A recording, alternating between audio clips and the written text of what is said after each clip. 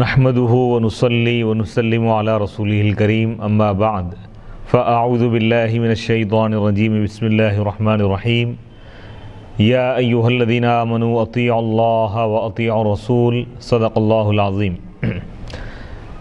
ناظرین کرام، سامعین اعظام، باب العلم انواریہ ایجوکیشنل سوسائٹی و جامعہ انواریہ کے زیر اہتمام بخاری شریف کا سلسلہ وار درس جاری ہے۔ آج کی اس نشست کا آغاز کتاب الغسل، غسل کے احکام والی اور آداب والی احادیث سے اس کا آغاز کیا جا رہا ہے۔ جیسا کہ امام بخاری رحمۃ اللہ علیہ کا طریقہ ہے کہ آپ کوئی باب یا کوئی کتاب جب آپ ذکر فرماتے ہیں تو اس کے ساتھ اس سے متعلقہ کوئی آیت اگر موجود ہو تو آپ اس کا ذکر فرماتے ہیں۔ کتاب الغسل وقول اللہ تعالی اعوذ باللہ من الشیطان الرجیم بسم اللہ الرحمن الرحیم وَإِن كُنتُمْ جُنُبًا فَطَّهَّرُوا وَإِن كُنتُمْ مَرْضَىٰ أَوْ عَلَىٰ سَفَرٍ أَوْ جَاءَ أَحَدٌ مِّنكُم مِّنَ الْغَائِطِ أَوْ لَامَسْتُمُ النِّسَاءَ فَلَمْ تَجِدُوا مَاءً فَتَيَمَّمُوا صَعِيدًا طَيِّبًا فَامْسَحُوا بِوُجُوهِكُمْ وَأَيْدِيكُمْ مِنْهُ ما يريد الله ليجعل عليكم من حرج ولكن يريد ليطهركم وليتم نعمته عليكم لعلكم تشكرون۔ وقوله جل ذكره يا أيها الذين آمنوا لا تقربوا الصلاة وأنتم سكارى حتى تعلموا ما تقولون ولا جنبا إلا عابري سبيل حتى تغتسلوا وإن كنتم مرضى أو على سفر أو جاء أحد منكم من الغائط أو لامستم النساء فلم تجدوا ماء فتيمموا صعيدا طيبا فامسحوا بوجوهكم وأيديكم إن الله كان عفوا غفورا۔ ان دو آیتوں کو امام بخاری رحمۃ اللہ علیہ نے ذکر فرمایا ہے۔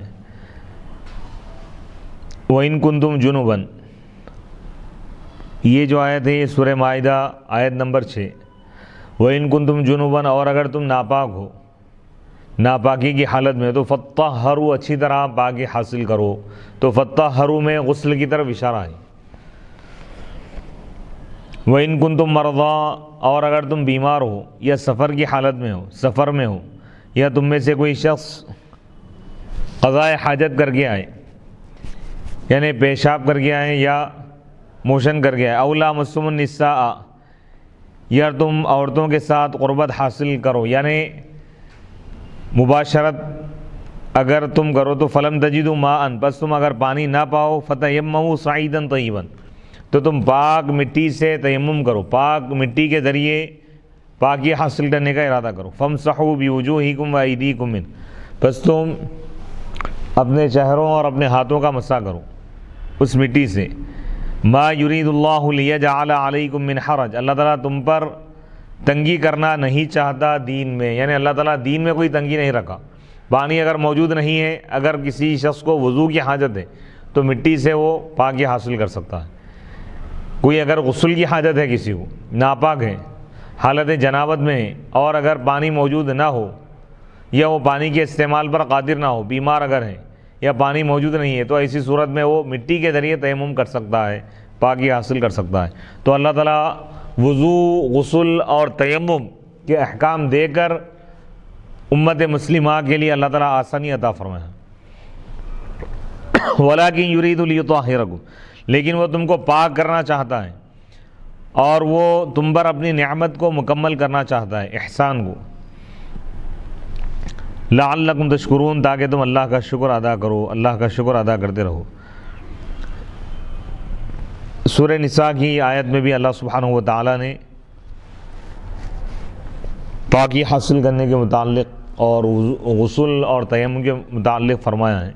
یا ایھا الذین آمنوا، سورہ نساء آیت نمبر 43 یا ایھا الذین آمنوا لا تقربوا الصلاة وانتم سکارى، اے ایمان والو تم نماز کے قریب مت ہو جب تم نشے کی حالت میں ہو، نشے کی حالت میں نماز کے قریب مت جاؤ۔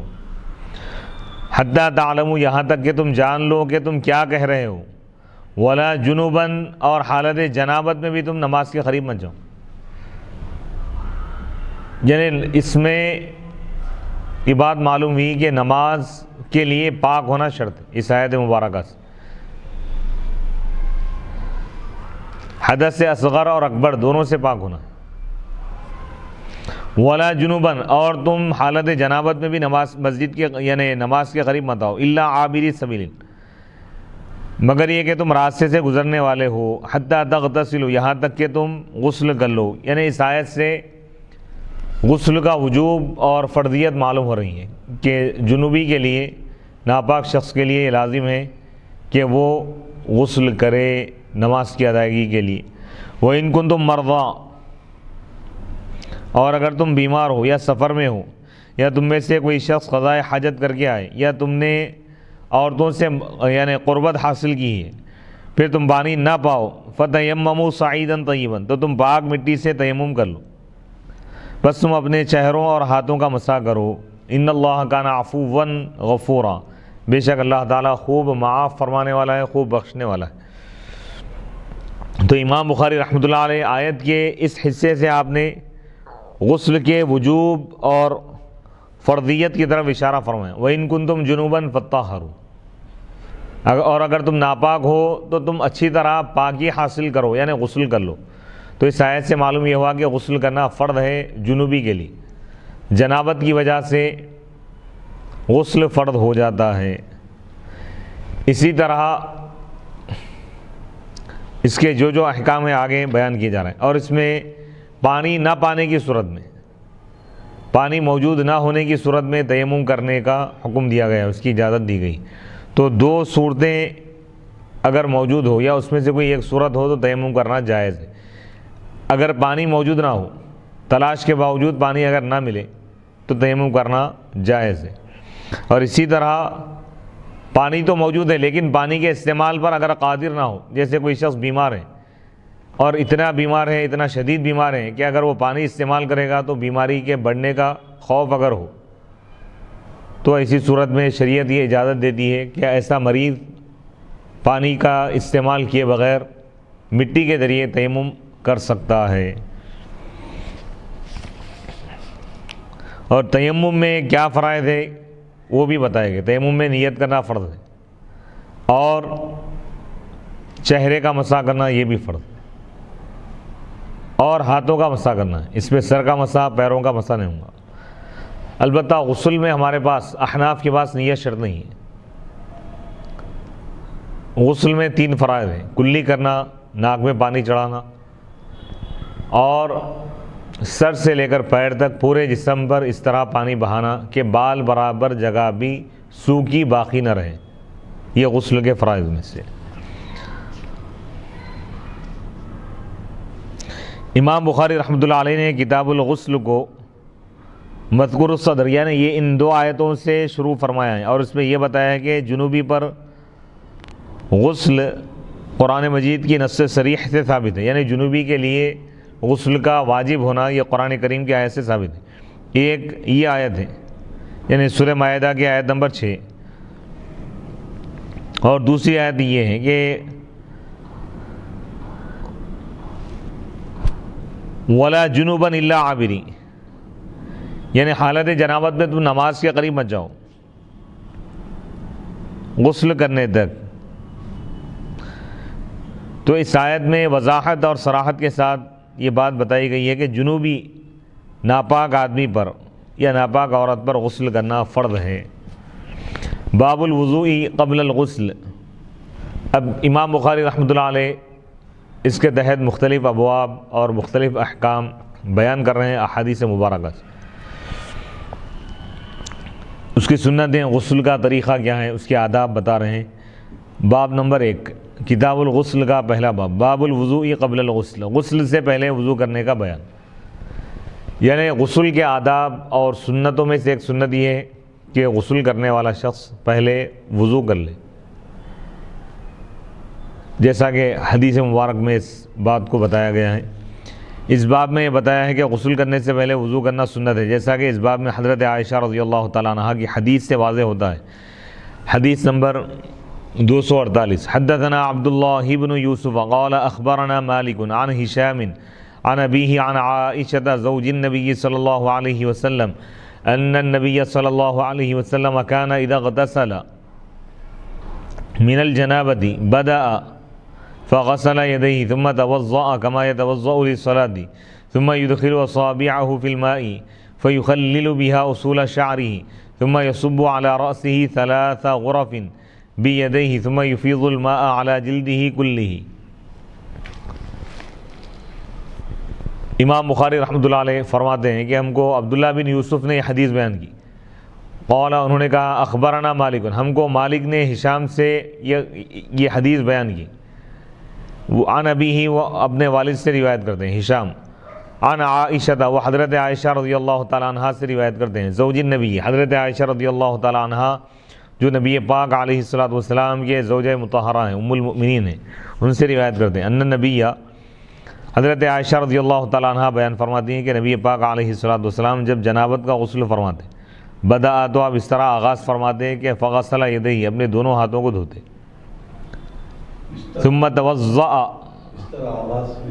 یعنی وضو کا طریقہ اس حدیث میں بتایا جا رہا ہے کہ حضور جب غسل فرماتے تو سب سے پہلے دونوں ہاتھوں کو آپ دھوتے، ثم توضأ یعنی دونوں ہاتھوں کو پونچھوں تک دھوتے، اس کے بعد ثم توضأ پھر آپ وضو فرماتے جیسا کہ آپ نماز کے لیے وضو فرماتے ہیں، ثم يدخل اصابعه، تو اس لفظ سے امام بخاری رحمۃ اللہ علیہ ثابت کر رہے ہیں کہ غسل سے پہلے وضو کرنا یہ حضور علیہ الصلوۃ والسلام کی سنت ہے، سنن غسل میں سے، یعنی سنت غسل کے سنتوں میں سے ایک سنت یہ ہے کہ غسل سے پہلے آدمی وضو کر لے،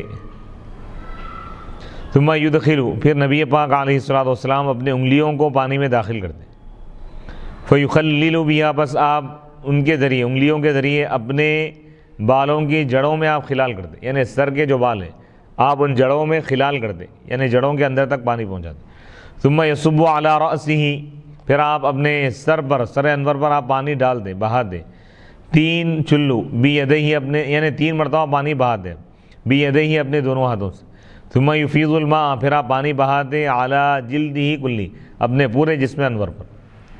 تو اس حدیث پاک میں غسل کا طریقہ بتایا گیا کہ سب سے پہلے دونوں ہاتھوں کو پونچھوں تک دھوئیں، اس کے بعد وضو کریں،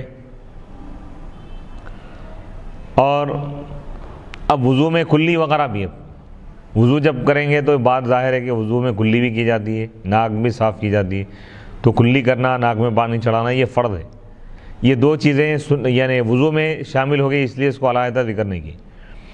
پھر اس کے بعد سر سے پانی آپ بہاتے، یعنی سر پہ پانی ڈالتے، بالوں کی جڑوں تک پانی پہنچاتے، پھر پورے جسم پر آپ سر سے لے کر پیر تک پورے جسم پر پانی بہاتے، یعنی یہ اس سے اس غسل کا طریقہ معلوم ہوا۔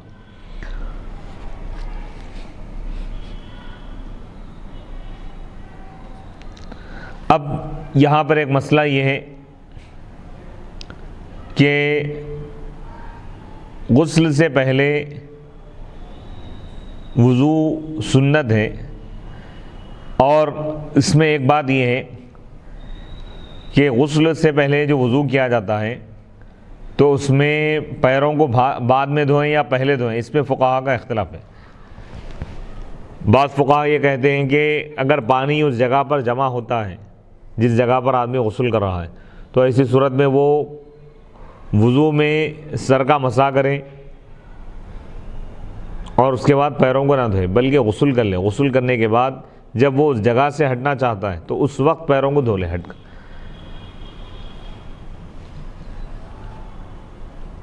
اس حدیث کے شروع میں کان النبی، یعنی کانا اذا اغتسل، کانا کا لفظ ہے فعل، یعنی جو دوام اور لزوم پر دلالت کرتا ہے، یعنی آپ ہمیشہ جب غسل جنابت فرماتے تو پہلے وضو کرتے تھے، الا یہ کہ اگر جسم کے کسی حصے پر ایسی چیز لگی ہو جس کا دھونا واجب ہو تو پہلے اس کو دھوتے تھے، پھر اس کے بعد وضو کرتے تھے، اور یہ کہ غسل سے پہلے وضو کرنا سنت ہے۔ غسل سے پہلے وضو کرنے میں نقطہ یہ ہے کہ طہارت صغریٰ اور طہارت کبریٰ دونوں جمع ہو جائیں۔ وضو چھوٹی طہارت ہے اور غسل بڑی طہارت. تو غسل سے پہلے وضو کرنے کا حکم اس لیے دیا گیا ہے، حضور علیہ الصلوۃ والسلام کے عمل سے یہ ثابت ہے، تاکہ دونوں طہارتیں یعنی وضو اور غسل دونوں جمع ہو جائیں، یعنی مکمل طور پر آدمی پاک ہو جائے. حضرت عائشہ رضی اللہ تعالیٰ عنہا نے فرمایا آپ اس طرح وضو کرتے تھے جس طرح نماز سے پہلے وضو فرماتے تھے. اس کے معنی یہ ہے کہ آپ پیر بھی دھوتے تھے اور بعض اوقات آپ پیر غسل کے بعد دھوتے تھے. دو روایتیں، دو قسم کی احادیث موجود ہیں. بعض احادیث میں یہ ذکر ہے کہ حضور علیہ الصلوۃ والسلام جب غسل فرماتے تو آپ غسل سے پہلے وضو کرتے، لیکن غسل میں تمام فرائض سنتوں کو ادا کرتے، لیکن پیروں کو آپ نہیں دھوتے تھے. غسل کی تکمیل کے بعد جب اس مقام سے جب آپ ہٹتے اب یعنی حمام خانے سے جب آپ باہر آنا چاہتے تو اس وقت آپ پیروں کو دھوتے تھے. تو اس میں فقہاء کرام یہ تطبیق پیدا کیے کہ اگر آدمی ایسے مقام پر غسل کر رہا ہے کہ جہاں پر پانی ٹھہر جاتا ہے تو پیروں کو فوراً نہ دھوئے، آخر میں جب نکلتے وقت غسل مکمل کر کے جب باہر نکلتا ہے تو اس وقت پیروں کو دھوئے. اور بعض اوقات آپ پیر غسل کے بعد دھوتے تھے، جیسا کہ حضرت میمونہ رضی اللہ تعالیٰ عنہ کی حدیث میں. ان احادیث میں تطبیق اس طرح دی گئی ہیں، یعنی دونوں میں موافقت. بعض احادیث میں کہ حضور علیہ الصلوۃ والسلام یعنی غسل جب فرماتے تو غسل سے پہلے آپ وضو کرتے، وضو میں آپ پیر بعد میں دھوتے تھے، اب آخر میں یعنی غسل کرنے کے بعد.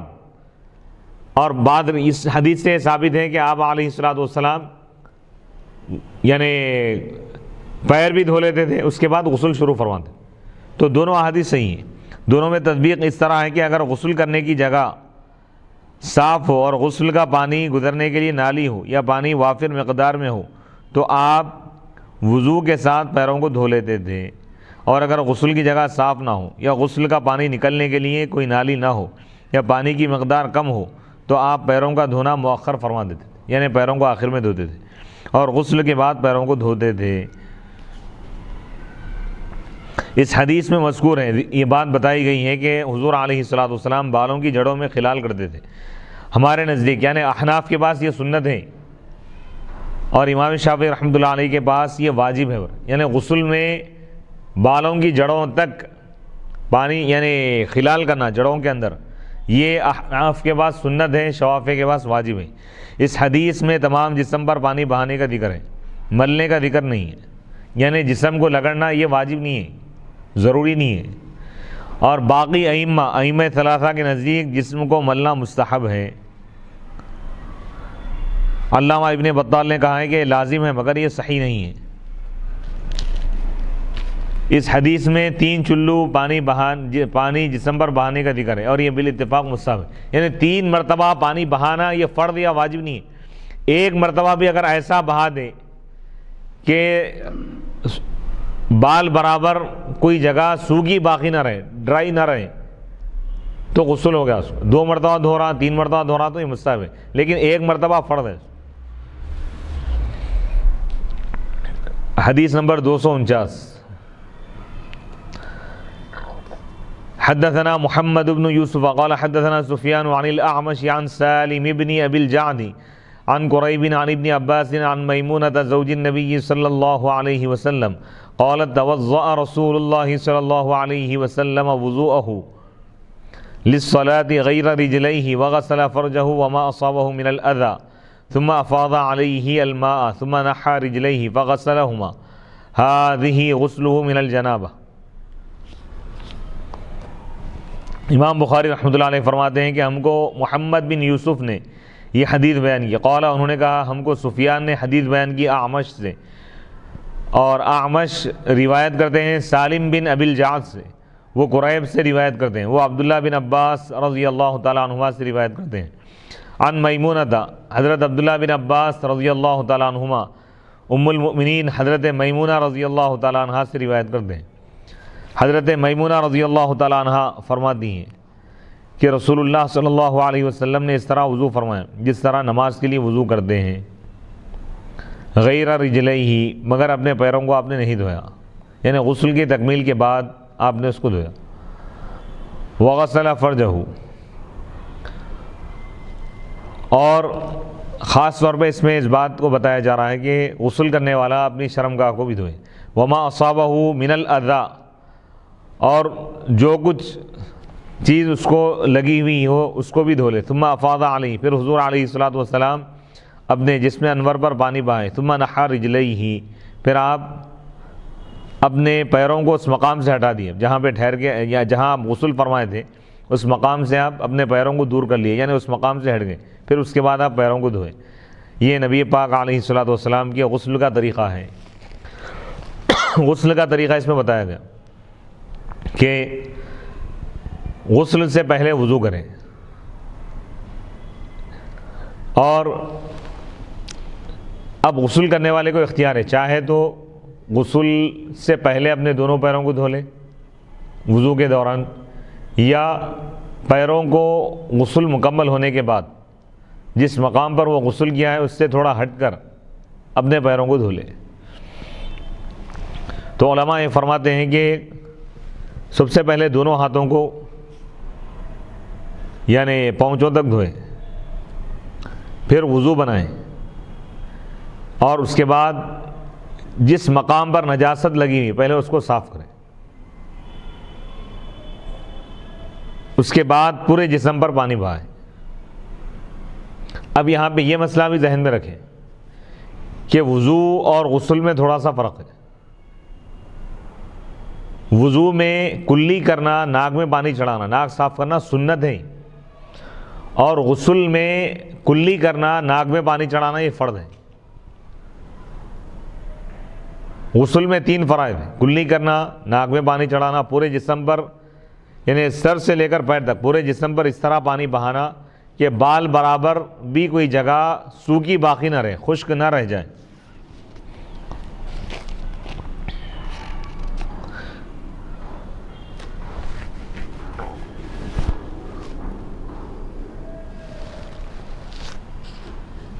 غسل کے بعد پیروں کو دھونے کی تصریح یعنی وضاحت. منی اور یعنی مباشرت کے بعد نکلنے والی رطوبت فرج کی نجاست پر دلیل، یعنی اس حدیث میں یہ بات بتائی جا رہی ہے کہ یعنی مباشرت یا احتلام کی وجہ سے جو انسان سے منی خارج ہوتی ہے وہ ناپاک ہے، اس پر دلیل لائیں. اس حدیث میں یہ وضاحت ہے کہ نبی پاک علیہ الصلوۃ والسلام نے غسل کے بعد آپ نے پیروں کو دھویا. اس کی تشریح حدیث نمبر 248 یعنی ابھی جو حدیث گزری ہے اس میں وضاحت کی گئی کہ اگر جس جگہ پہ غسل کیا جا رہا ہے، جس مقام پر، اگر وہاں پر پانی ٹھہرتا ہو، پانی جمع ہوتا ہو، نالی وغیرہ اگر نہ ہو تو پیروں کو آخر میں دھونا بہتر ہے.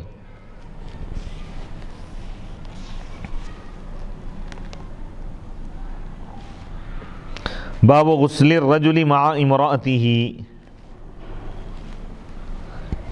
باب نمبر 2 یعنی شوہر کا یعنی مرد آدمی شوہر کا اپنی بیوی کے ساتھ غسل کرنے کا بیان.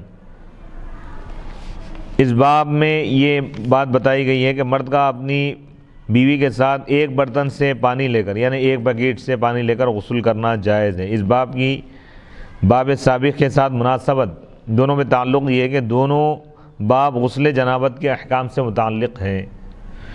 پہلا جو باب قائم کیا گیا کہ باب الوضوء قبل الغسل، غسل سے پہلے وضو کرنے کا بیان، یہ سنت ہے. اب اس میں یہ بتا رہے ہیں کہ شوہر بیوی دونوں ایک ساتھ غسل کر سکتے ہیں یا نہیں؟ کر سکتے ہیں، جائز ہے.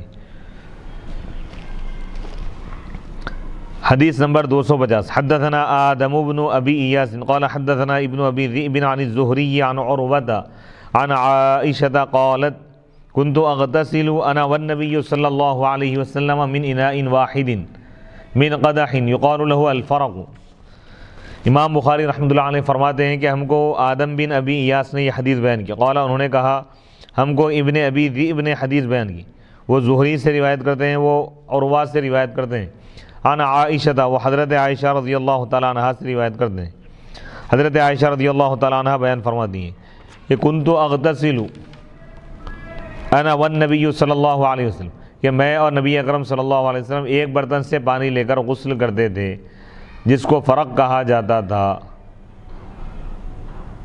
اس میں تقریباً 8 لیٹر پانی آتا تھا. علامہ عینی کی یہ تحقیق ہے. کہ حضور علیہ الصلوۃ والسلام اور حضرت عائشہ رضی اللہ تعالیٰ عنہ ایک ساتھ غسل فرماتے تھے۔ تو اس حدیث میں یہ بیان جواز ہے، حضور کے اس عمل سے بات ثابت ہوئی کہ شوہر اور بیوی اگر دونوں ایک ساتھ غسل کرنا چاہیں تو کر سکتے ہیں، جائز ہے۔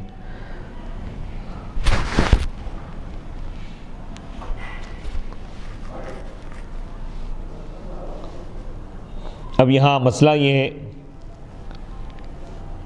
اس حدیث سے معلوم ہوا کہ مرد اور عورت ایک ساتھ، یعنی شوہر اور بیوی ایک ساتھ ایک برتن سے پانی لے کر غسل کر سکتے ہیں، اسی طرح ایک برتن سے پانی لے کر وضو بھی کر سکتے ہیں۔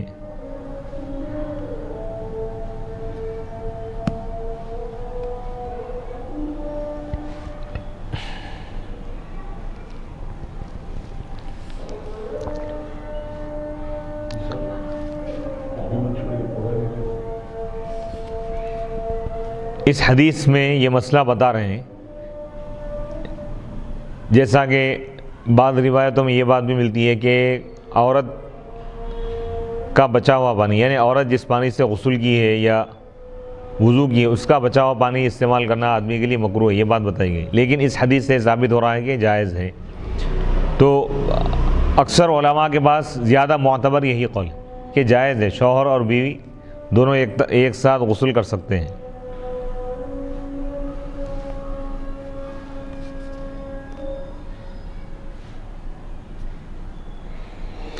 اس حدیث سے معلوم ہوا کہ شوہر اور بیوی یعنی ایک ساتھ ایک برتن سے پانی لے کر غسل کر سکتے ہیں، یعنی برتن ہو یا اسی طرح بکیٹ وغیرہ ہو، اسی طرح ایک برتن سے پانی لے کر وضو بھی کر سکتے ہیں۔ بعض احادیث میں عورت کے بچے ہوئے پانی سے وضو کرنے کی ممانعت ہے، اس حدیث کی سند پر جرح کی گئی ہے، اور برتقدیر ثبوت اگر یہ بات مان لی بھی جائے کہ وہ حدیث ہے تو وہ حدیث اس حدیث سے منسوخ ہے، یعنی جس میں ممانعت کا ذکر ہے وہ پہلی حدیث ہے، اور جس میں جواز کا ذکر ہے وہ بعد والی حدیث ہے۔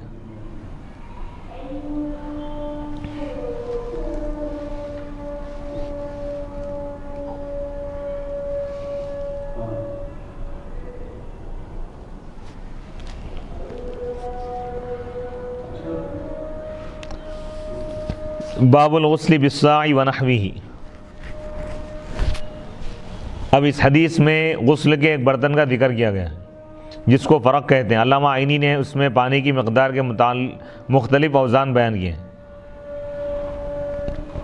ایک قول یہ ہے کہ بھئی اس کا وزن جو ہے 8 لیٹر، یعنی اس برتن میں 8 لیٹر پانی آتا تھا، یعنی سما جاتا تھا۔ تو اس حدیث سے محدثین اور فقہا یہ بتا رہے ہیں کہ شوہر اور بیوی کا ایک ساتھ غسل کرنا جائز ہے، اور مرد آدمی شوہر یعنی اپنی بیوی کے بچے ہوئے پانی غسل کرنے کے بعد یا وضو کرنے کے بعد اس سے وہ وضو کر سکتا ہے، بکیٹ میں اگر پانی بچا ہوا ہے تو۔ باب الغسل بالصاع ونحوه، صاع اور اس جیسی چیزوں سے غسل کرنے کا بیان، یعنی صاع ایک پیمانہ ہے، یعنی صاع یعنی تقریباً 4 لیٹر پانی اس میں آتا ہے۔ باب نمبر 3، حدیث نمبر 251۔ حدثنا عبداللہ بن محمد قال حدثني عبد الصمد قال حدثني شعبة قال حدثني ابو بکر بن حفص قال سمعت ابا سلمة يقول دخلت انا واخو عائشة على عائشة فسألها اخوها عن غسل النبي صلى الله عليه وسلم فدعت بإناء نحو من صاع فاغتسلت وافاضت على رأسها وبيننا وبينها حجاب۔ قال ابو عبداللہ قال یزید بن ہارون وبہز والجدی عن شعبۃ قدر صاع۔ امام بخاری رحمۃ اللہ علیہ فرماتے ہیں کہ ہم کو عبداللہ بن محمد نے یہ حدیث بیان کی۔ قال انہوں نے کہا ہم کو مجھ کو عبد الصمد نے یہ حدیث بیان کی۔ قال انہوں نے کہا حدثنی شعبہ، عبد الصمد کہتے ہیں کہ مجھ کو شعبہ نے حدیث بیان کی۔ شعبہ نے کہا مجھ کو ابو بکر بن حفص نے حدیث بیان کی۔ ابو بکر بن حفص نے کہا کہ میں نے ابو سلمہ کو یہ کہتے ہوئے سنا دخلت انا واخو عائشہ، انہوں نے کہا کہ میں اور حضرت عائشہ رضی اللہ تعالیٰ عنہ کے بھائی حضرت عائشہ کے پاس گئے، پھر حضرت عائشہ کے بھائی نے ان سے رسول اللہ صلی اللہ علیہ وسلم کے غسل کے متعلق سوال کیا۔ حضرت عائشہ رضی اللہ تعالیٰ عنہ نے تقریباً 4 لیٹر پانی کا ایک برتن منگایا، پھر آپ نے غسل کیا اور اپنے سر کے اوپر پانی ڈالا، اور ہمارے اور حضرت عائشہ کے درمیان حجاب تھا، یعنی حجاب میں رہ کر، پردے میں رہ کر آپ نے غسل فرمایا، اور آپ نے ان لوگوں سے یہ فرمایا کہ حضور علیہ الصلوۃ والسلام ساع سے غسل فرماتے تھے۔ ساع یعنی ایسا پیمانہ یا ایسی برتن، ایسا ٹب جس میں 4 لیٹر پانی آتا ہے۔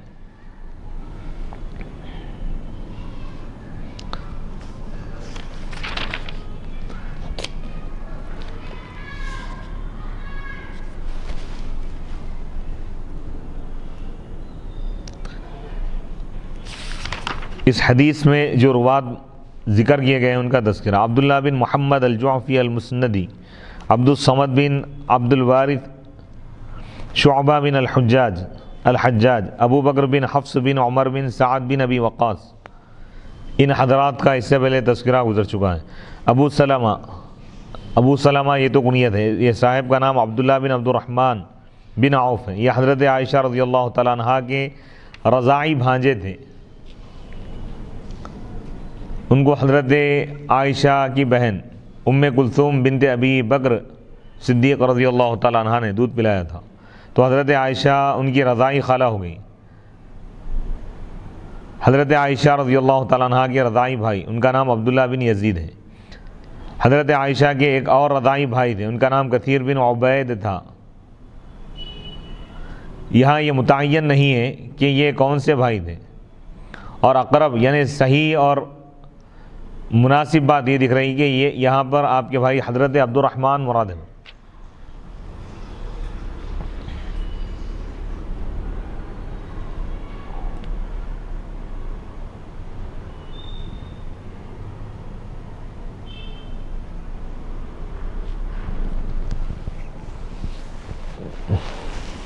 اور حضرت عائشہ صدیقہ رضی اللہ تعالیٰ عنہ نے اس حدیث پاک میں بات بتائی گئی ہے کہ حضرت عائشہ رضی اللہ تعالیٰ عنہ نے ساع کا ذکر فرمایا کہ کتنا پانی حضور علیہ الصلوۃ والسلام غسل کے لیے استعمال فرماتے ہیں، تقریباً 4 لیٹر کا اس میں ذکر ہے۔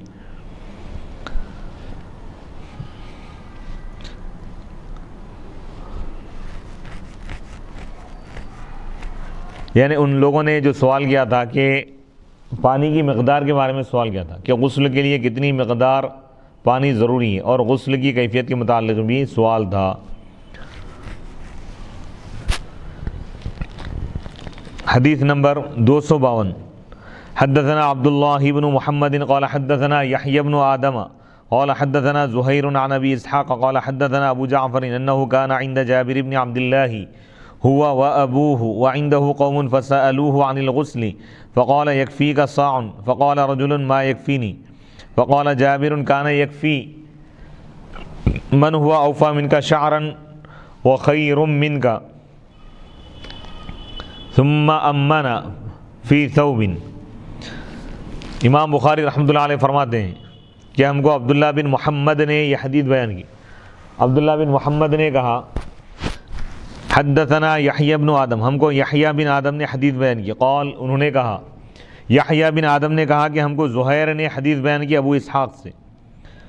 ابو اسحاق کہتے ہیں کہ ہم کو ابو جعفر نے حدیث بیان کی، انہ کانا کہ ابو جعفر جابر بن یعنی ابو جعفر جابر بن عبداللہ رضی اللہ تعالیٰ عنہ کے پاس تھے، یعنی ابو جعفر اور ان کے والد حضرت جابر رضی اللہ تعالیٰ عنہ کے پاس تھے، جابر بن عبداللہ، اور ان کے پاس اور لوگ بھی تھے، دوسرے لوگ بھی تھے۔ ان لوگوں نے حضرت جابر رضی اللہ تعالیٰ عنہ سے غسل کے متعلق سوال کیا، غسل کے بارے میں پوچھا، تو حضرت جابر رضی اللہ تعالیٰ عنہ نے فرمایا تمہارے لیے 1 ساع یعنی 4 لیٹر پانی کافی ہے۔ ایک شخص نے کہا میرے لیے کافی نہیں، تو حضرت جابر رضی اللہ تعالیٰ عنہ نے فرمایا جن کے تم سے زیادہ بال تھے اور جو تم سے افضل تھے ان کے لیے اتنا پانی کافی ہوتا تھا۔ پھر حضرت جابر رضی اللہ عنہ، راوی کہتے ہیں کہ پھر حضرت جابر رضی اللہ تعالیٰ عنہ نے ہمیں ایک کپڑے میں یعنی ایک چادر میں آپ نماز پڑھائیں، ایک چادر یعنی مکمل آپ ایک چادر باندھے ہوئے تھے۔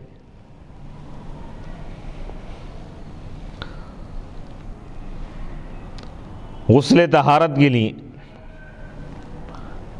4 لیٹر پانی کا کافی ہونا اور صرف تہبند باندھ کر نماز پڑھنے کا جواز۔ حضرت جابر نے کہا جن کے بال تم سے زیادہ تھے اور جو تم سے افضل تھے ان کے غسل کے لیے اتنا پانی کافی ہوتا تھا۔ اس سے مراد رسول اللہ صلی اللہ علیہ وسلم، یعنی حضور علیہ السلام زلفیں رکھتے تھے، بال گھنے تھے، تو حضور علیہ السلام کے لیے جب یہ کافی تھا پانی تو تمہارے لیے کافی کیوں نہ ہوگا۔ حضرت جابر نے ایک کپڑے میں نماز پڑھائی، یعنی امامت فرمائیں۔ محمد بن منقدر سے روایت ہے کہ انہوں نے حضرت جابر کو ایک کپڑے میں نماز پڑھتے ہوئے دیکھا، اور حضرت جابر نے کہا میں نے نبی اکرم صلی اللہ علیہ وسلم کو ایک کپڑا پہنے نماز پڑھتے ہوئے دیکھا، یعنی ایک چادر۔ اس حدیث کے فوائد میں سے یہ ہے کہ ضرورت سے زیادہ پانی استعمال کرنا جائز نہیں ہے، یعنی غسل کے لیے جتنا پانی کافی ہو جاتا ہے اس سے زیادہ اگر کوئی خرچ کر رہا ہے، استعمال کر رہا ہے تو جائز نہیں ہے۔ اور مستحب یہ ہے کہ 1 سا یعنی 4 لیٹر پانی سے غسل کیا جائے۔ البتہ ٹھنڈک حاصل کرنے کے لیے یا صفائی کے قصد سے زیادہ پانی استعمال کرنا صحیح ہے۔ اور اس حدیث سے یہ بھی معلوم ہوا ہے کہ ایک کپڑا پہن کر نماز پڑھنا جائز ہے، یعنی ایک چادر، جیسے کوئی توپ اگر پہن لیا مکمل تو اس میں بھی نماز ادا کی جا سکتی ہے۔ حضرت جابر کے رضی اللہ تعالیٰ عنہ کے شاگرد نے ان پر اعتراض کیا کہ 1 سا پانی میرے لیے کافی نہیں ہے، اور حضرت جابر نے رضی اللہ تعالیٰ عنہ نے اس کا جواب دیا، تو اس حدیث میں مناظرے کا ثبوت ہے۔ اور یہاں پر اور ایک بات بتائی جا رہی ہے کہ ننگے سر نماز پڑھنا، یعنی بغیر ٹوپی کے نماز پڑھنا خلاف سنت ہے، جیسا کہ آج کل بعض لوگ اس کو فیشن بنا لی۔ غیر مقلد ٹوپی اتار کر نماز پڑھتے ہیں اور ننگے سر نماز پڑھنے کو حضرت جابر رضی اللہ تعالیٰ عنہ کی سنت کہتے ہیں، لیکن صرف ٹوپی یا امامہ اتارنے سے یہ سنت کیسے ادا ہوتی ہے، جبکہ انہوں نے بنیان، قمیض، شلوار، کوٹ، شیروانی وغیرہ پہنی ہوتی ہے۔ اگر حضرت جابر ہی کی سنت اپنانی ہے تو صرف ایک تہبند باندھ کر نماز پڑھا کریں۔ حضرت جابر رضی اللہ تعالیٰ عنہ نے اپنی وجہ خود بیان کی ہے کہ اس زمانے میں ہر شخص کے پاس 2 چادریں کب ہوتی تھی، یعنی اکثر لوگ 2 چادریں نہیں بلکہ ایک ہی چادر رکھتے تھے۔ اور اب جب کہ اللہ تعالیٰ نے مسلمانوں کو خوشحالی اور وسعت عطا فرمائی اور وہ متعدد کپڑے پہنتے ہیں تو امامہ یا ٹوپی پہن کر نماز پڑھنی چاہیے۔ اور نبی اکرم صلی اللہ علیہ وسلم کا عام اور غالب معمول یہی تھا، اکثر یہی معمول تھا کہ آپ ٹوپی بھی پہنا کرتے تھے اور امامہ باندھ کر آپ نماز پڑھتے تھے، کہ آپ علیہ السلام امامہ یا ٹوپی پہن کر نماز پڑھتے تھے۔ حدیث نمبر 253، حدثنا ابو نعیم قال حدثنا ابن عیینۃ عن عمرو عن جابر بن زید عن ابن عباس ان النبی صلی اللہ علیہ وسلم ومیمونۃ كانا یغتسلان من اناء واحد وقال یزید بن ہارون وبہز والجدی عن شعبۃ قدر صاع۔ قال ابو عبد اللہ كان ابن عیینۃ یقول اخیرا عن ابن عباس عن میمونہ والصحیح ما رواہ ابو نعیم۔ امام بخاری رحمۃ اللہ علیہ فرماتے ہیں کہ ہم کو ابو نعیم نے یہ حدیث بیان کی، انہوں نے کہا حدثنا ابن عیینہ، ہم کو ابن عیینہ نے حدیث بیان کی عمرو سے، وہ جابر بن زید سے روایت کرتے ہیں، وعن ابن عباس، جابر بن زید حضرت عبداللہ بن عباس رضی اللہ تعالیٰ عنہ سے روایت کرتے ہیں۔ حضرت عبداللہ بن عباس رضی اللہ تعالیٰ عنہ نے فرمایا کہ نبی اکرم صلی اللہ علیہ وسلم اور حضرت میمونہ رضی اللہ تعالیٰ عنہ ایک برتن سے پانی لے کر غسل فرماتے تھے، اور یزید بن ہارون اور بہز اور جدی نے شعبہ سے بیان کیا کہ وہ برتن 1 سا کے اندازے کا تھا، یعنی تقریباً 1 سا کے برابر تھا۔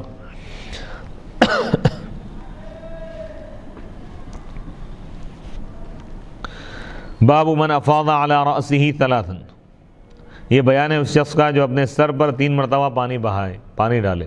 باب نمبر 4، باب سابق، گزرے ہوئے باب اور یہ باب دونوں احکام غسل سے متعلق ہے، دونوں میں یہ مناسبت ہے، گزرا ہوا باب بھی غسل کے احکام کے بارے میں اور یہ باب بھی۔ حدیث نمبر 254، حدثنا ابو نعیم قال حدثنا زہیر عن ابی اسحاق قال حدثنی سلیمان بن سرد قال حدثنی جبیر بن مطعم قال قال رسول اللہ صلی اللہ علیہ وسلم اما انا فأفيض على رأسي ثلاثا وأشار بيديه كلتيهما۔ امام بخاری رحمۃ اللہ علیہ فرماتے ہیں کہ ہم کو ابو نعیم نے یہ حدیث بیان کی، قال انہوں نے کہا ہم کو زہیر نے حدیث بیان کی ابو اسحاق سے، ابو اسحاق نے کہا کہ مجھ کو سلیمان بن سرد نے حدیث بیان کی، سلیمان بن سرد نے کہا کہ مجھ کو جبیر بن مطعم رضی اللہ تعالیٰ عنہ نے حدیث بیان کی، قال انہوں نے کہا اللہ کے رسول علیہ الصلاۃ والسلام نے ارشاد فرمایا اب رہا میرا معاملہ، فافیض، پس میں اپنے سر پر 3 مرتبہ پانی بہاتا ہوں، واشار بیدیہ، اور آپ نے اپنے دونوں ہاتھوں کی طرف اشارہ کیا۔ تو اس حدیث سے معلوم یہ ہوا کہ سر پر پانی ڈال لینا یہ بھی حضور علیہ الصلاۃ والسلام کی سنت ہے، 3 مرتبہ پانی ڈالنا یہ بھی حضور کی سنت ہے۔ اس حدیث سے معلوم ہوا کہ غسل میں سنت یہ ہے کہ 3 دفعہ پورے جسم پر پانی بہایا جائے، اور فرض یہ ہے کہ پورے جسم پر 1 مرتبہ پانی بہایا جائے، یعنی پورے جسم پر 1 مرتبہ پانی بہانا، پانی ڈالنا یہ فرض ہے، 2 اور 3 مرتبہ پورے جسم پر پانی بہانا یہ سنت ہے۔ اور کیا فرض ہے؟ یعنی کلی کرنا، ناک میں پانی چڑھانا، ناک میں پانی ڈالنا، یہ کیا ہے؟ یہ فرض ہے، یعنی کلی کرنا، ناک میں پانی چڑھانا، ناک صاف کرنا، ناک کے اندر تک پانی پہنچانا، اور پورے جسم پر پانی 1 مرتبہ بہانا یہ فرض ہے، 3 مرتبہ بہانا یہ سنت ہے۔ حدیث نمبر 255، حدثنا محمد بن بشار قال حدثنا غندر قال حدثنا شعبة عن مخول بن راشد عن محمد بن علی عن جابر بن عبد اللہ قال كان النبی صلی اللہ علیہ وسلم یفرغ على رأسه ثلاثا۔ امام بخاری رحمۃ اللہ علیہ فرماتے ہیں کہ ہم کو محمد بن بشار نے یہ حدیث بیان کی، قال انہوں نے کہا ہم کو غندر نے یہ حدیث بیان کی، قال غندر نے کہا کہ ہم کو شعبہ نے حدیث بیان کی مخول بن راشد سے، وہ محمد بن علی سے روایت کرتے ہیں، عن جابر، وہ حضرت جابر بن عبداللہ رضی اللہ تعالیٰ عنہ سے روایت کرتے ہیں، جابر بن عبداللہ رضی اللہ تعالیٰ عنہ نے فرمایا کان النبی، نبی پاک علیہ الصلاۃ والسلام اپنے سر انور پر 3 مرتبہ پانی ڈالتے تھے، پانی بہاتے تھے۔ تو اس حدیث سے معلوم یہ ہوا کہ 3 مرتبہ پانی بہانا یہ حضور علیہ الصلاۃ والسلام کی سنت ہے، غسل کے سنتوں میں سے۔ حدیث نمبر 256، حدثنا ابو نعیم قال حدثنا معمر بن یحیی بن سامن حدثني ابو جعفر قال لي جابر اتاني ابن عمك يعرض بالحسن بن محمد بن الحنفية قال كيف الغسل من الجنابة فقلت كان النبي صلى الله عليه وسلم يأخذ 3 أكف ويفيضها على رأسه ثم يفيض على سائر جسده فقال لي الحسن إني رجل كثير الشعر فقلت كان النبي صلى الله عليه وسلم أكثر منك شعرا۔ امام بخاری رحمۃ اللہ علیہ فرماتے ہیں کہ ہم کو ابو نعیم نے یہ حدیث بیان کی، انہوں نے کہا ہم کو معمر بن یحییٰ بن سام نے حدیث بیان کی، انہوں نے کہا مجھ کو ابو جعفر نے حدیث بیان کی، ابو جعفر نے کہا قال علی جابر، مجھ سے حضرت جابر رضی اللہ تعالیٰ عنہ نے یہ حدیث بیان کی، انہوں نے کہا میرے پاس آپ کے عمزاد یعنی چچازاد بھائی آئے تھے، اس سے ان کی مراد الحسن بن محمد بن الحنفیہ، یعنی مولا کائنات حضرت علی رضی اللہ تعالیٰ عنہ کے پودرے حسن بن محمد بن الحنفیہ، امام یعنی محمد بن حنفیہ یہ مولا کائنات حضرت علی رضی اللہ تعالیٰ عنہ کے شہزادے ہیں، جو آپ کے دوسرے زوجہ یعنی بیوی فاطمۃ الزہرا رضی اللہ تعالیٰ عنہ خاتون جنت کے وصال اور پردہ فرمانے کے بعد جو آپ دوسرا نکاح فرمائیں، دوسری بیوی سے آپ کو جو اولاد ہوئی، جو شہزادے ہوئے، ان کا نام محمد بن الحنفیہ، ان کے بیٹے یعنی حضرت علی رضی اللہ تعالیٰ عنہ کے پودرے، ان کے متعلق بتا رہے ہیں۔ حضرت جابر فرما رہے ہیں کہ تمہارے چچا زاد بھائی یعنی یعنی حسن بن محمد بن الحنفیہ میرے پاس آئے تھے، انہوں نے کہا کہ غسل جنابت کس طرح ہوتا ہے؟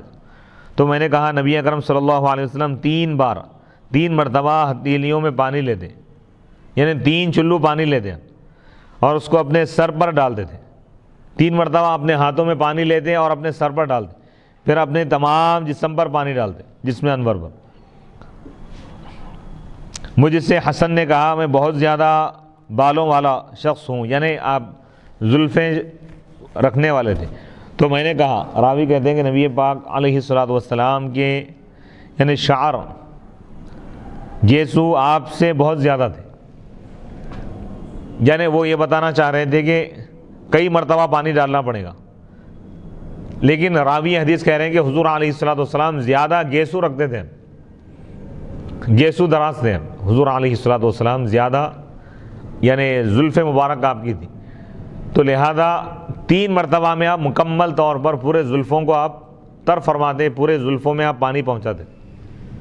تو معلوم یہ ہوا اس حدیث میں بتا رہے ہیں کہ 3 مرتبہ میں پورا مکمل غسل ہو جاتا ہے۔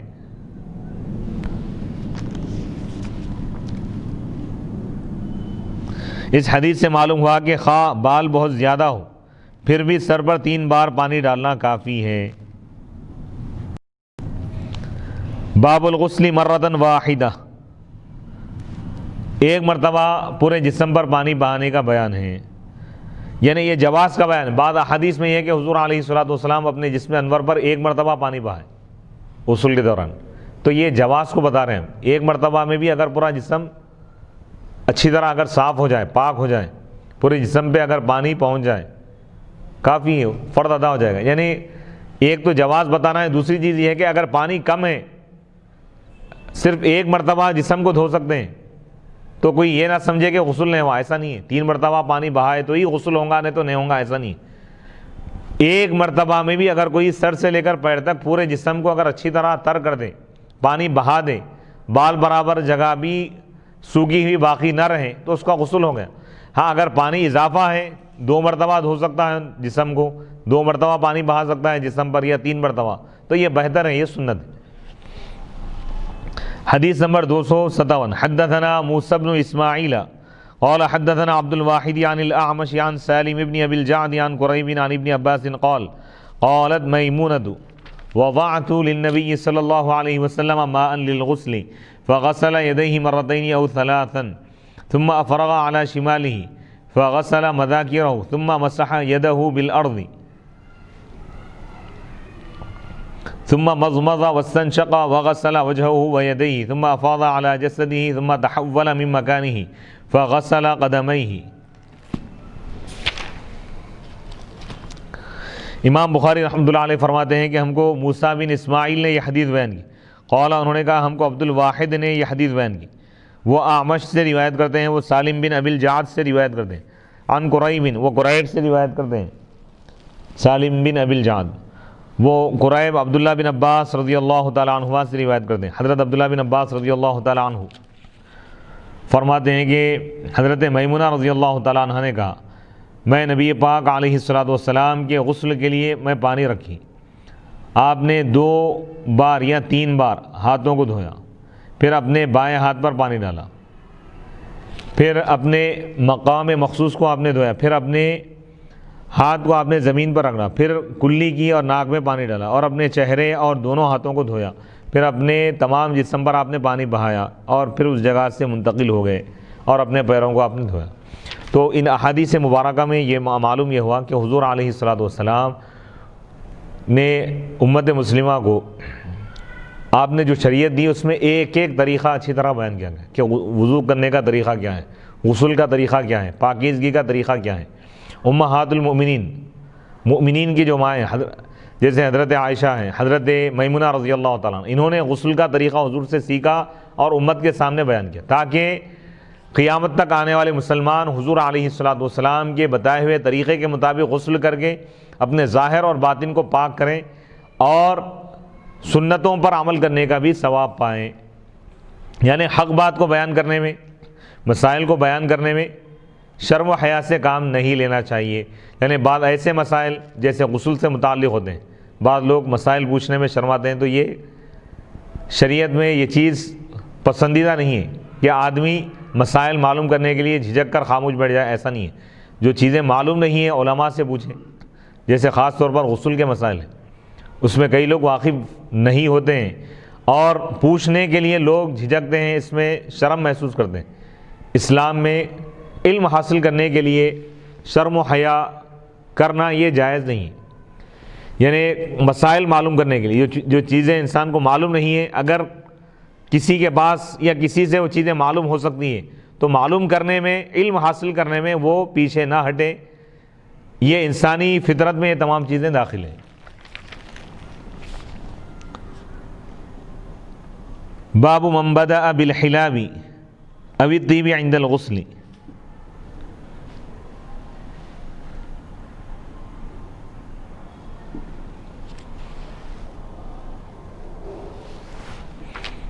یہ بیان ہے یعنی غسل کے وقت، یعنی غسل سے پہلے خوشبو کا استعمال کرنا یا کوئی چیز کھانا، کوئی میٹھی چیز وغیرہ یا دودھ وغیرہ پینا، یہ جائز ہے یا نہیں. امام بخاری رحمۃ اللہ علیہ وہ باب قائم کر رہے ہیں. حلاب اس برتن کو کہتے ہیں جس میں اونٹنی کا ایک مرتبہ نکالا ہوا پورا دودھ سما سکے. یعنی اونٹنی سے جب دودھ نکالا جائے تو ایک مرتبہ جو دودھ نکالا جاتا ہے جس برتن میں آ جائے اس کو حلاب کہتے ہیں. اس کے بعد آپ خوشبو کا بھی ذکر کر رہے ہیں، کیونکہ عموماً غسل کے وقت خوشبو لگائی جاتی ہے. یعنی غسل کرنے کے بعد، جیسے بعض لوگ معمول ہے جمعہ کے دن غسل کر رہے ہیں، غسل کر کے آگے عطر لگا لیں، تو وہ بھی احادیث سے ثابت ہے. کیونکہ انسان جب پاک صاف ہو گیا تو اس کے بعد خوشبو لگانا یہ بھی حضور علیہ الصلوۃ والسلام کی سنت مبارکہ. حدیث نمبر 258. حدثنا محمد بن المثنى قال حدثنا ابو عاصم عن حنظلة عن القاسم عن عائشة قالت كان النبي صلى الله عليه وسلم اذا اغتسل من الجنابة دعا بشيء نحو الحلاب فاخذ بكفه فبدأ بشق رأسه الأيمن ثم الأيسر فقال بهما على وسط رأسه.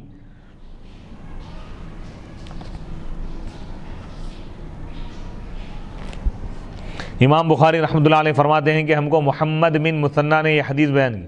قال انہوں نے کہا ہم کو ابو عاصم نے یہ حدیث بیان کی. وہ حنظلہ سے روایت کرتے ہیں، وہ قاسم سے روایت کرتے ہیں.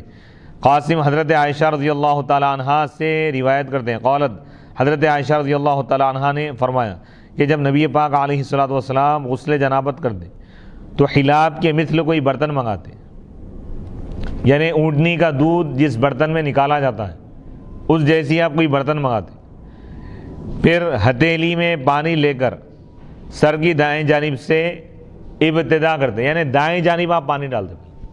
طریقہ بتا رہے ہیں، رائٹ سائڈ سیدھا ہاتھ، تو سر کا جو سیدھا حصہ ہے، سیدھے ہاتھ کی طرف سر کا جو حصہ ہے اس پر آپ پانی ڈالتے پہلے. تو غسل کا طریقہ بتا رہے ہیں. پھر بائیں جانب، پھر دونوں ہتھیلیوں سے سر کے درمیان میں بیچ میں آپ پانی ڈالتے.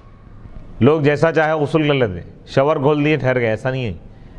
سنت طریقہ کیا ہے؟ حضور علیہ الصلوۃ والسلام بتائیں کہ سر کے دائیں جانب پہلے پانی ڈالے، رائٹ سائڈ، پھر بائیں جانب، پھر دونوں ہاتھوں سے، یا اگر جگ وغیرہ ہے، جگ مگ یا لوٹا ہے، اس سے سر کے بیچ میں پانی ڈال، درمیان میں.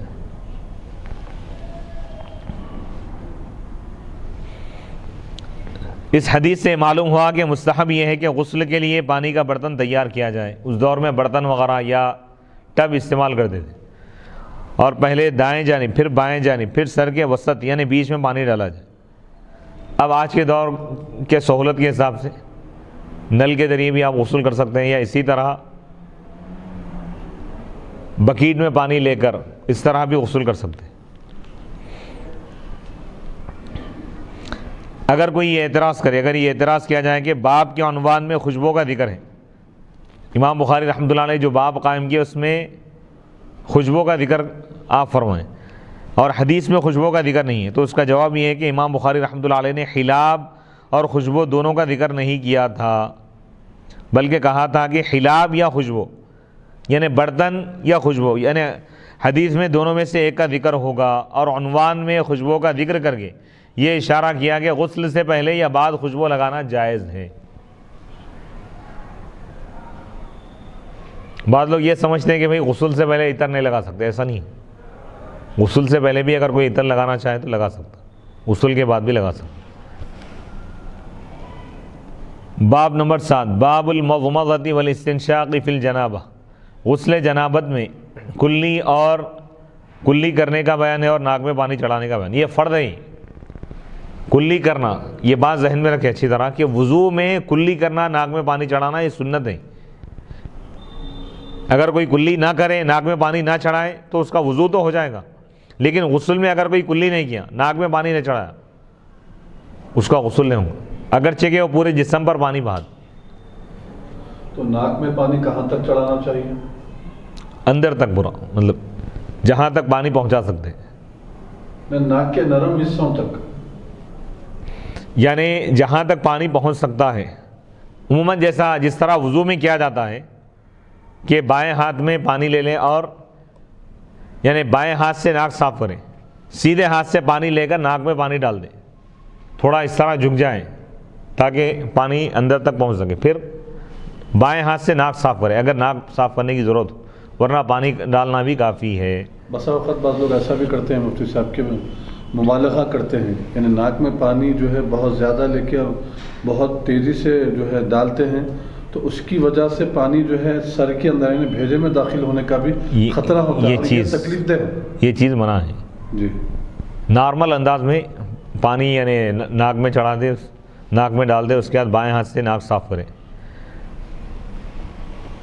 اچھا مفتی صاحب، اگر ناک کے اندر میل جمع ہو تو میل صاف کرنا بھی ضروری ہے، فرائض میں سے ہے، یا صرف ناک کے اندر کے حصے کو کچا کر دینا؟ پانی پہنچا دینا، کچا کرنا کافی۔ جو چیز باہر ہے انسان کے، جو چیز نظر آ رہی ہے اس کو دھونا پڑتا۔ اچھا، باہر سے یعنی اندرونی جو اعضاء ہیں، جی، جیسے حلق کے اندر کچھ ہے، کوئی چیز جمی ہوئی ہے تو اس کو صاف کرنا آپ پر فرض نہیں ہے غسل میں۔ جی جی جی، اور ناک میں بھی ویسے ہے، ناک کے اندر کا حصہ، اندر کا حصہ مطلب صاف کرنا سے مراد یہ ہے کہ اس طرح آپ تکلیف نہ کریں کہ جس سے آپ کو اور دشواری ہو سکے، خالی پانی پہنچا کے بائیں ہاتھ سے ناک صاف کر لیں کافی۔ اندر تک انگلیاں داخل کر کے صاف کرنا ایسا ضروری نہیں ہے، پانی پہنچا دینا اور ناک صاف کر دینا۔ اگر اس میں ناک میں کوئی رطوبت ہے، نیٹ وغیرہ ہے تو صاف ہو جائے۔ تو اسلام کا نظام طہارت دیکھیے، جن مقامات سے انسان کے جسم میں کوئی گندگی داخل ہو سکتی ہے ان تمام مقامات کو صاف کرنے کا حکم دیا ہے۔ جیسے کوئی آج کل وائرس کا دور چل رہا ہے، ناک سے منہ سے وائرس جا سکتا ہے، تو اسلام میں وضو میں یہ حکم دیا گیا کہ منہ دھویا جائے، کلی کی جائے، ناک 3 مرتبہ صاف کرے، 3 مرتبہ صاف کرنے کے بعد ہر قسم کا وائرس ہی ختم ہو جاتا ہے۔ تو یہ اسلام کا نظام طہارت بہترین نہیں، دین کے اعتبار سے، دنیا کے اعتبار سے، صحت کے اعتبار سے۔ غسل جنابت میں کلی کرنا اور ناک میں پانی چڑھانا یہ فرض ہے، اس کی تحقیق پیش کی جا رہی ہے۔ غسل جنابت کا مطلب؟ غسل جنابت سے مراد یہ ہے کہ انسان ناپاک ہو گیا، جیسے اس کے جسم سے اگر منی خارج ہو گئی، ایسی صورت میں وہ اس پر غسل فرض ہو جاتا ہے، چاہے وہ خواب کے ذریعے ہو، خواب میں کوئی لیٹا ہوا تھا، حالت نیند میں اگر ایسی کوئی کیفیت ہوگی تو اس پر بھی غسل فرض ہو جاتا ہے۔ اسی طرح اگر کوئی اپنی بیوی سے قربت حاصل کیا، اس سے بھی غسل فرض ہو جاتا ہے۔ قربت یعنی ہم بستری اگر کرے یا مباشرت کرے تو اس کی وجہ سے بھی غسل فرض ہو جاتا ہے، اس کو غسل جنابت بولتے ہیں، یہ فرض ہے۔ تو اس میں فرض غسل میں کلی کرنا، ناک میں پانی چڑھانا یہ فرض ہے۔ اگر سنت غسل کرواؤں، پہلے سے پاکیز ہے، پانی نہانے کی ضرورت نہیں ہے، لیکن جمعہ ہے اس لیے نہانا چاہتا ہے، ناپاک نہیں ہے، پاک رہتے ہوئے پھر غسل کر رہا ہے، تو یہ مسنون غسل ہے، سنت ہے۔ علماء کا اس بات پر اجماع ہے، اتفاق ہے کہ غسل جنابت میں وضو کرنا فرض نہیں ہے، اور جب غسل جنابت سے وضو کی فرضیت ساقط ہو گئی تو کلی کرنے اور ناک میں پانی ڈالنے کی فرضیت بھی ساقط ہو گئی۔ یہ کس کا قول ہے؟ ابو الحسن علی بن خلف ابن بطال مالکی ایک جو فقیہ ان کا قول ہے، اور اس باب کی حدیث میں جو کلی کرنے اور ناک میں پانی ڈالنے کا ذکر ہے تو وہ حصول فضیلت کا ذکر ہے۔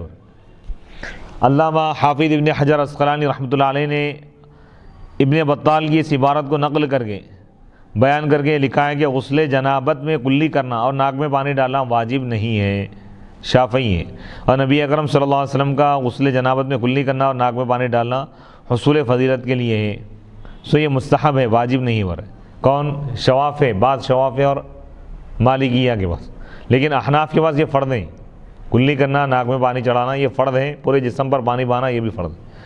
تو دوسرے ائمہ کے پاس خالی جسم پہ پانی بہانا فرض ہے۔ علامہ بدر الدین عینی رحمۃ اللہ علیہ دونوں کا رد کرتے ہوئے فرماتے ہیں غسل جنابت میں کلی کرنا اور ناک میں پانی ڈالنا واجب ہے، اور وجوب کی دلیل یہ ہے کہ نبی اکرم صلی اللہ علیہ وسلم نے ہمیشہ غسل جنابت میں کلی کی اور ناک میں پانی ڈالا اور کبھی اس کو ترک نہیں کیا۔ حضور جس کام کو مداومت پابندی کے ساتھ کریں تو وہ چیز واجب ہو جاتی ہے، اور کسی حدیث میں اس کو ترک کرنے کا ذکر نہیں ہے، چھوڑنے کا ذکر نہیں ہے۔ اس لیے احتیاط کا تقاضا یہی ہے۔ احناف کا جو مسلک ہے وہ احتیاط والا مسلک ہے۔ علامہ کمال الدین محمد بن عبد الواحد فرماتے ہیں حضرت ابو ہریرہ رضی اللہ تعالیٰ عنہ بیان کرتے ہیں کہ نبی اکرم صلی اللہ علیہ وسلم نے جنوبی کے لیے 3 مرتبہ کلی کرنا اور ناک میں پانی ڈالنا فرض قرار دیا ہے۔ یہ روایت موجود ہے سنن دارقطنی میں جلد 1 صفحہ نمبر 115 میں، لیکن اس پر اجماع ہے کہ اس سے 2 مرتبہ کلی کرنا اور ناک میں پانی ڈالنا خارج ہے۔ 1 مرتبہ بھی کلی کر لینا کافی ہے، 1 مرتبہ ناک میں پانی ڈالنا کافی ہے، یہ فرض ہے۔ 2 مرتبہ یا 3 مرتبہ فرض نہیں ہے، یہ ذہن میں رکھیں۔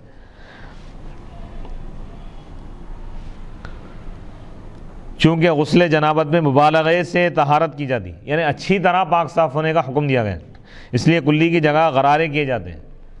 غرارہ یعنی اور اندر تک حلق تک پانی پہنچایا جاتا ہے، بشرطے کہ وہ روزہ نہ ہو، روزے کی حالت میں زیادہ مبالغہ نہ کرے، کیونکہ پانی حلق سے نیچے اتر جائے تو اس کا روزہ ہی ٹوٹ جاتا۔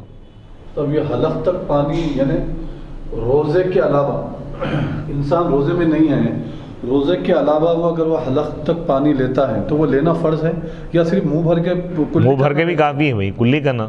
اچھا، پورا اندر گہرائی تک لے جا رہے ہیں تو یہ مستحب ہے، کب ہے؟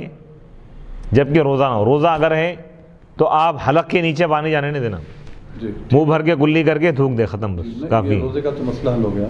روزے کے علاوہ عام دنوں میں جب عام دنوں میں تو صرف کلی کرنا کافی ہے یا پھر پورا حلق؟ غرارہ کرنا عام حالات میں، جبکہ وہ روزہ نہ ہو تو غرارہ کرنا جی یہ بہتر ہے۔ کلی کر لینا کافی ہے بھائی، کلی فرض ہے، اس میں اور مبالغہ کرنا یہ سنت ہے، یہ ذہن میں رکھیے۔ جی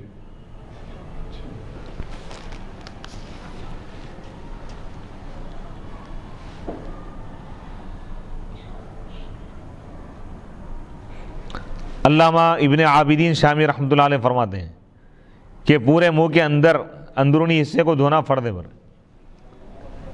یعنی پانی اچھی طرح اندر گھمائے ہو، منہ بھر کے پانی لے لے، کلی کرنے سے پہلے پورے جسم یعنی پورے حلق منہ کے اندر پانی اس کو دوڑائے، پھر اس کی کلی کر دے۔ اور اگر غسل کرنے والے نے وہ پانی پی لیا تو بھی کافی ہے، اگر پانی پی لیا تب بھی کلی ادا ہو جائیں گی، فرض ادا ہو جائیں گا۔ اور ناک کے اندر سوکھے ہوئے میل کے نیچے بھی پانی پہنچانا فرض ہے۔ ناک کے اندر کچھ میل جمع ہوا ہے، سوکھا ہے، تو اس کے نیچے تک بھی پانی پہنچانا فرض ہے۔ ناک کے اندر ناک میں پانی چڑھانا فرض ہے، تو اس میں تفصیل ہے کہ ناک کے اندر کوئی میل جمع ہے، کوئی چیز میل جمع ہوا ہے تو اس کے نیچے تک بھی پہنچانا فرض ہے۔ اچھا اچھا اچھا، اللہ اکبر۔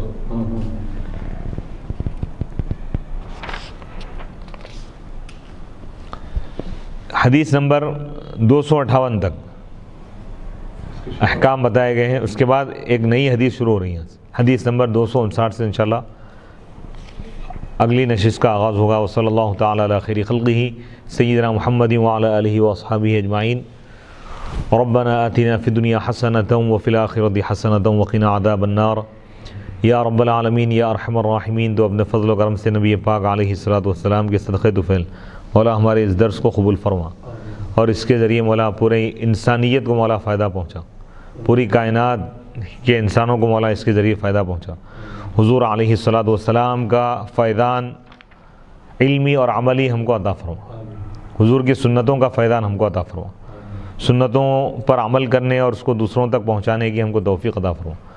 وصلی اللہ تعالی علی خیر خلقہ سیدنا محمد وعلی آلہ واصحابہ اجمعین والحمد للہ رب العالمین۔